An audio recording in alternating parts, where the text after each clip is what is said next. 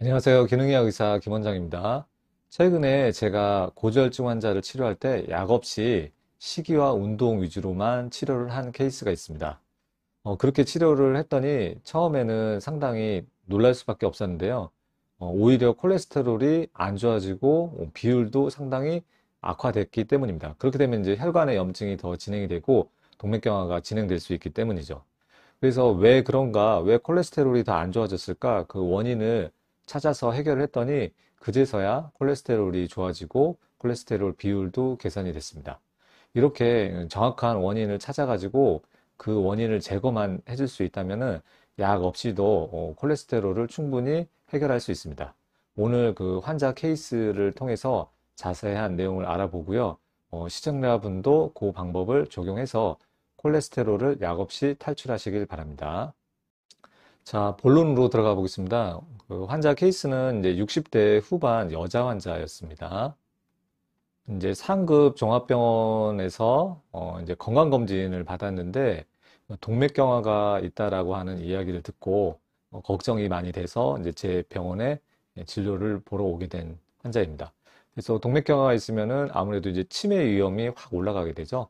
그리고 이제 뇌혈관이 막혀서 생기는 뇌졸중 위험도 상당히 올라갈 수 있습니다. 그래서 이런 건강상의 에, 문제들이 생겨서 이제 나중에 이제 삶의 질이 많이 떨어질 수 있잖아요. 그래서 그게 걱정이 돼서 이제 뭐 유튜브를 보시다가 제 병원에 오신 것 같아요. 그래서 혈관 노화부터 먼저 살펴보면은 혈관 노화가 얼마나 진행이 되었는지 검사를 했더니 10년 이상 혈관 노화가 진행이 돼서 상당히 많이 딱딱해져 있는 것을 확인을 할 수 있습니다. 이 검사를 통해서 확인을 해봤는데요. 혈관 그 경직도가 1800, 1700, 거의 뭐 1800 이상 높게 나와가지고 혈관 나이가 이제 78세로 나왔습니다. 그래서 본인 나이보다 10년 이상 높게 나온 그런 상태였습니다. 그래서 이 그래프가 이제 노란색에 있으면은 동맥경화 영역에 들어갔다고 할 수 있습니다. 그래서 혈관 노화부터 이제 해결을 한 결과를 살펴보면은 한 3개월 정도 치료했습니다. 3개월 정도 치료했더니 78세인 혈관 나이가 67세까지 이렇게 떨어졌습니다. 그래서 요거는 이제 뭐 식이랑 운동으로 하기는 조금 어렵고요. 이건 항산화 킬레이션을 10회 이상 치료를 하게 되면은 이렇게 좋은 결과를 이렇게 얻을 수도 있습니다. 그래서 요거 먼저 급한 불을 끄기 위해서 해결을 하는데 초점을 맞췄고요. 그 다음에 이제 또 하나 문제는 이제 경동맥 초음파를 봤더니 그 플라크가 상당히 큰 게 존재했습니다. 요 경동맥 초음파에서는 요렇게 상당히 큰 게 있고요. 이게 이제 길이상으로 보면은 이제 43% 정도 막혀 있는 겁니다. 그래서 전체 100% 중에서 43%가 막혀 있다고 하면은 상당히 이제 많이 막혀 있는 것이고요. 이게 이제 70% 이상 막히게 되면은 위험할 수 있기 때문에 수술을 하기도 합니다. 그리고 이제 면적으로 요 같은 부위를 면적으로 살펴봤더니 대략 33% 정도, 3분의 1 정도 이렇게 막혀 있는 것을 확인했습니다. 이것은 이제 실제로 이제 치료를 해보면은 이게 좋아지기가 쉽지 않거든요. 그래서 여러 가지 악화 원인들을 해결해 주지 않으면은 계속 진행이 되고 그리고 치료를 해도 이게 좋아지기가 쉽지 않습니다. 그래서 열심히 노력하는 분들 중에서는 시간이 좀 오래 걸리지만 항산화 킬레이션이 30회 이상으로 치료 기간이 필요하지만 그래도 좋아지는 케이스가 있으니 포기하지 않고 잘 치료하는 것이 좋겠습니다. 그래서 이제 왜 이렇게 동맥경화가 나이에 비해서 빠르게 진행되었을까? 이제 대부분 뭐 콜레스테롤이라고 일반 사람들이 알고 있고 일반 의사들도 알고 있지만 저는 콜레스테롤이 올라간 근본적인 원인은 혈관에 염증이 생겼다고 생각을 하거든요. 그래서 혈관 속에 염증이 어느 정도 있는지 이 혈관에 염증을 일으키는 원인들이 어느 것들이 숨어 있는지 그것을 찾기 위해서 기능의학적인 검사를 하고 있습니다. 그래서 이제 먼저 간단하게 콜레스테롤 수치를 살펴보면은 뭐 처음 콜레스테롤은 한 247 정도 나왔고요. 그리고 HDL이 46이 나왔네요. 그리고 LDL은 175, 그리고 중성지방이 130. 이렇게 해서 이제 일반 병원에서는 LDL이 문제다. LDL을 낮추기 위해서 스타틴 고지혈증 약을 먹어라. 약을 먹고 나서 LDL은 떨어졌지만 혈관 염증은 개선이 되지 않아가지고 오히려 동맥경화는 계속 진행이 되는 거죠. 그래서 이 LDL만 보는 게 아니라 이제 저는 이제 HDL하고 중성지방을 보게 됩니다. 그래서 중성지방을 먼저 살펴보면은 130이거든요. 그래서 뭐 정상은 150 이하면 정상으로 보지만 저는 이걸 정상으로 보지는 않습니다. 가급적이면 100 이하로 나타나는 게 정상으로 보고 100 이하로 떨어뜨려야 되고 130도 별거 아닌 것 같지만 실제로는 상당히 동맥경화를 일으키고 있는 혈관 염증을 일으키고 있는 심각한 상태라고 볼 수 있습니다. 그리고 HDL도 상당히 중요한데 HDL이 전체 콜레스테롤 비중이 상당히 낮은 편이죠. 그래서 총 콜레스테롤하고는 곱하기 4, 4배를 안 넘어가는 게 좋거든요. 4배 곱하기 4 하면은 얼마죠? 184가 되겠네요. 근데 184에서 상당히 많이 떨어져 있고요. 중성지방하고의 비율은 얼마죠? 제 이제 구독자들은 아실 거예요. 2배입니다. 2배면은 92잖아요. 92보다 상당히 올라가 있습니다. 그래서 이게 이제 비율이 깨져 있는 상태라서 위험한 것이고요. 동맥경화 패턴의 고지혈증을 갖고 있습니다. 그래서 우리는 LDL을 낮추는 게 목표가 절대 되면 안 되고요. HDL을 어떻게 올릴 것인가, 중성지방을 어떻게 낮춰가지고 이 비율을 어떻게 정상화시켜서 혈관 염증을 없게 만들 것인가, 여기에 초점을 맞춰야지 그냥 띡 스타틴 약 먹어가지고 LDL만 낮추면 해결이 안 됩니다. 그리고 이제 다른 기타 콜레스테롤 수치를 살펴보면은 아포비, 이 지단백이 LDL 표면에 있는 지단백이죠. 이것도 동맥경화랑 관련이 있다고 하는데 이 수치가 정상이 이제 144 정도 되는데 높게 나왔고요. 그 다음에 제일 문제가 이겁니다. 예.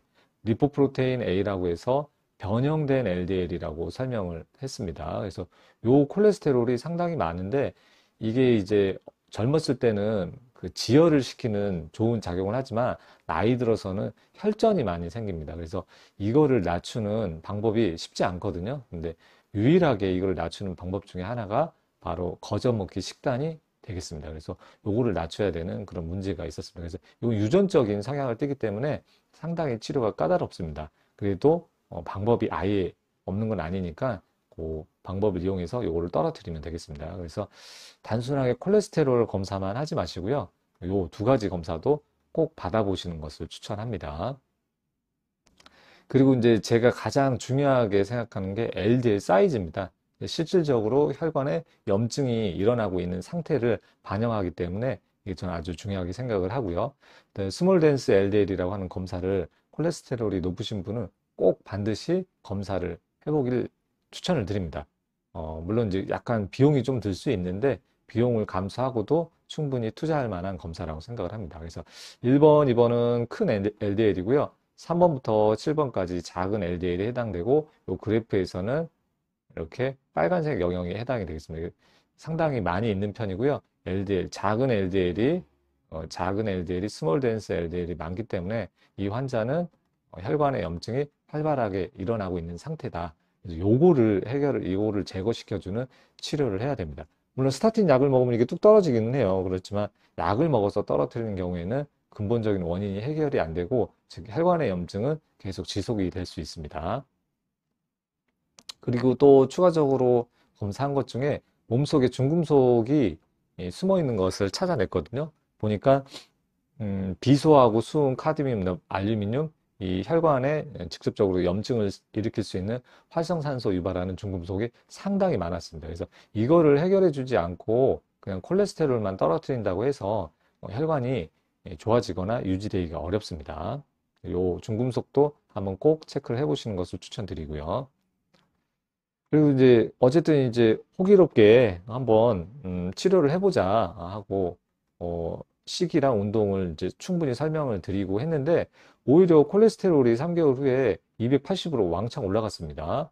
그리고 HDL이 올라가긴 했는데 조금밖에 안 올라갔어요. 주로 올라간 게 LDL이 201로 올라갔고요. 최악의 문제는 이제 중성지방이 더 늘어났다는 거죠. 그래서 수치가 더 악화돼 가지고 제가 이제 식단에 대해서 강조하고 설명을 드렸는데 본인은 잘하고 있다고 생각을 했어요. 건강하게 아주 좋은 식단을 먹고 있다고 생각을 했는데 그게 아니었더라고요, 보니까. 그리고 사이즈를 봤더니 안 그래도 처음에 왔을 때도 높은데 빨간색 영역이 왕창 늘어났죠. 예. 그래서 엄청 안 좋아졌어요. 그래서 이렇게 안 좋아질 리가 없는데 왜 그럴까 하고 이제 저도 이제 고민에 빠지게 됐었는데 이런 상태가 지속이 되면은 이제 좋아진 동맥경화도 다시 악화가 될 거고요. 딱딱한 정도가 많이 개선이 됐는데 당연히 악화가 될 거고 경동맥에 있는 그 33%, 뭐 43% 정도 막혀 있는 게 점점 막혀가지고 50%, 60%, 70%가 되고 이제 치매 위험도 올라가고 뇌졸중 위험도 올라갈 수 있잖아요. 그래서 어, 원인을 찾아야 했습니다.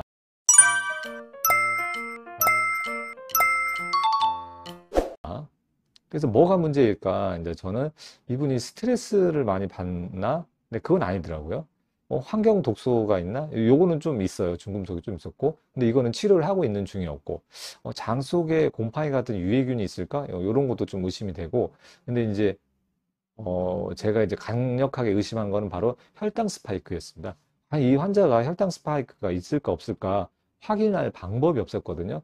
그래서 혈당 스파이크 때문에 아무래도 저렇게 콜레스테롤이 악화가 되는 게 아닌가 싶어가지고 연속 혈당 측정기를 환자에게 부착을 하고 모니터링 추적 검사를 했습니다.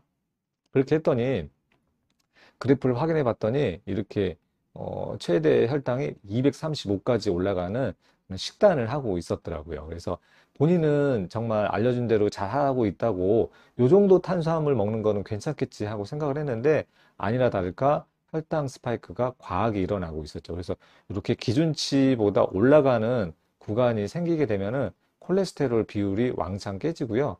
인슐린 저항성도 올라가고 혈관염증이 생기는 것이죠. 그래서 요거를 제거하는 것이 상당히 중요한 치료 포인트가 됐습니다. 그래서 이제 식단을 점검을 해봤더니 이제 탄수화물 비중이 의외로 높더라고요. 예, 그리고 좋은 기름, 올리브 오일이나 들기름 같은 게 부족하고 십자가 채소, 그리고 특히 단백질이 부족을 했습니다. 이런 게 특히 부족하게 되면 자꾸 탄수화물을 많이 먹게 되고 혈당 스파이크가 생기게 되는 것이죠. 그러면 당연히 콜레스테롤이 안 좋아지고 혈관이 딱딱해지고 좁아질 수밖에 없습니다. 그렇게 해서 이제 제대로 된 거저먹기 시기로 바꾸고 연속 혈당 그래프를 확인을 해봤죠. 그래서 했더니 하루 종일 모니터링을 해도 140을 안 넘어가고 아침 식사 후에 최대 혈당이 저녁 먹고 최대 혈당이 133 정도로 안정이 되어 있었고요. 다른 날도 확인해 봤더니 아침 식단도 혈당이 많이 안 올라가고 오후 점심에도 상당히 양호했고요. 거기다 이제 운동도 좀 하셨나 봐요. 그리고 오후 늦게 올라가는 혈당도 상당히 양호한 편이었습니다. 그래서 이렇게 혈당이 안정화되니까 그리고 나서 이제 콜레스테롤 수치를 확인해 보겠습니다. 그래서 제대로 된 거저먹기 식단과 운동을 했더니 오히려 콜레스테롤이 310으로 올라갔어요. 그리고 근데 이것만 올라갔다고 해서 놀라면 안 되고요.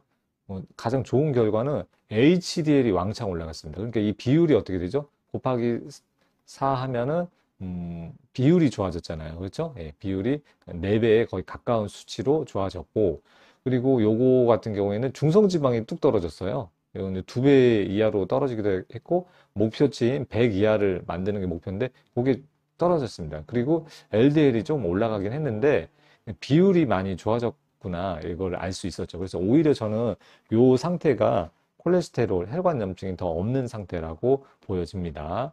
실제로도 그렇고요. 그래서 이렇게 비율이 좋아진 것을 확인할 수 있었고요. 그리고 이제 사이즈가 궁금하잖아요. 사이즈. 그래서 이렇게 왕창 늘었던 빨간색의 작은 콜레스테롤, LDL 콜레스테롤이 왕창 늘었었는데 많이 줄었죠. 예. 여기 보시면은 상당히 그 정상 수준까지 많이 줄은 것을 알 수 있었습니다. 이런 식으로 작은 LDL 사이즈를 줄이는 게 콜레스테롤의 핵심 사항이라는 걸 알 수 있습니다. 그리고 뭐 당화혈색소도 체크를 해봤더니 5.3밖에 되지 않았고요. 공복 혈당도 81로 상당히 낮은 정도의 수치를 잘 유지하고 있었습니다. 이렇게 식단하고 운동만 제대로 해도 좋은 결과를 낼 수가 있습니다. 그 식단 방법이 거저먹기 식단 요 영상에 나와 있고요. 또 운동 방법 존투 트레이닝 슬로우 조깅에 대해서 이렇게 두 가지 나와 있으니까 이게 바로 식이 이게 바로 운동에 대해서 제가 자세히 설명을 했으니까요. 안 보신 분은 꼭 보고 따라해 보시길 추천드립니다. 뭐 그 외에 이제 기능의학 치료도 도움이 많이 됩니다. 그래서 중금속이 많고 혈관이 딱딱하기 때문에 항산화 킬레이션을 했고요. 그리고 콜레스테롤을 조율해주는 다양한 항산화 영양제도 같이 처방을 했습니다. 뭐 DK2나 비타민 D, K2, 비타민 B군, 비타민 C, 그리고 코큐텐, 오메가3 등등 이런 항산화 영양제도 드시면 도움이 많이 될 수 있습니다. 그리고 기능의학적으로 이제 식단하고 운동도 중요하지만 또 항산화 영양제도 중요하지만 중금속이 있는지도 체크해 보는 게 상당히 중요하고요. 곰팡이 같은 게 있어서 장에서 염증을 일으키는지, 그리고 호모시스테인이 높아서 혈관 독성 아미노산이 높은지, 그리고 항산화 영양소가 부족한지, 그리고 스트레스 호르몬이 지속적으로 상승되어 있는지, 그리고 인슐린 저항성이 있는지 등 다양한 방면으로 점검을 하고 확인을 해서 해결을 해줘야지 이런 것들이 문제가 있는데 단순히 식이하고 운동만 한다고 해서 좋아지지는 않습니다. 이런 것도 한번 점검을 해보시는 게 좋겠고요. 그래서 이제 오늘의 결론은 이제 콜레스테롤이 높다면은 약부터 무턱대고 드시지 말고요. 꼭 거저 먹기 시기와 존투 트레이닝, 슬로우 조깅을 먼저 해보시고 그리고 이제 검사상에서 필요하다고 판단이 되면은 기능의학적인 검사와 치료를 해서 관리를 해주면은 완벽하다고 할 수 있겠습니다. 자, 오늘 영상은 이렇게 말씀드리고요. 여기까지 말씀드리고 다음에 또 유익한 영상으로 찾아뵙도록 하겠습니다. 앞에서 설명한 두 가지 영상 안 보신 분은 꼭 보시고 실천하신 다음에 약 없이 고지혈증에서 탈출하시길 바랍니다. 시청해 주셔서 감사합니다.